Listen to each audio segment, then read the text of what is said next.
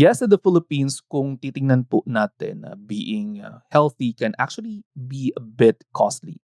These past few days, habang ako po ay nagmamaneho, nasa kabaan ng EDSA na na pagkaka-traffic-traffic, may mga balita tayo na naririnig na ang mahal ng mga gulay na mayayaman po sa fiber na siya sanang tutulong sa atin para makaiwas tayo sa mga sakit tulad ng diabetes at ng metabolic syndrome.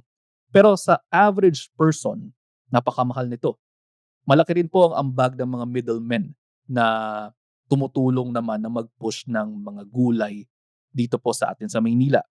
Lately, naririnig po natin sa mga balita ni na Manong Ted Filon na yung mga taga-Benguet nating mga kapatid, willing naman talaga silang magdala sa Maynila ng mga gulay. Kung tutusin kasi, napakamahal na pagdating dito sa atin. Almost triple yung cost nito than the toong cost na nakukuha naman talaga do sa Benguet.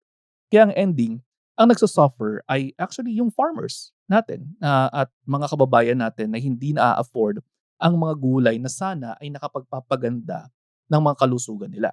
Imagine ninyo, kung makakakain lang sana tayo ng healthy, hindi tayo sana magkakasakit or matutulungan sana natin na ma-control yung ating mga sakit.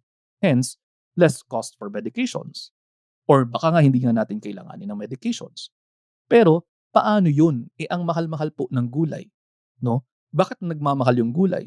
Maaaring dahil po sa mga, um, layers na, dinadaanan nitong mga produktong ito bago ito pumunta sa mismong konsumidores.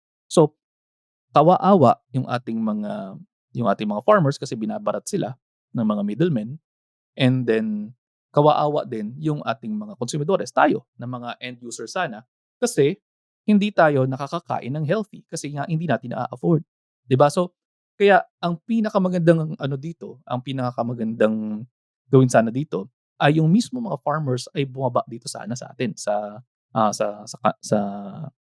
Maynila at willing sila na gawin 'yun.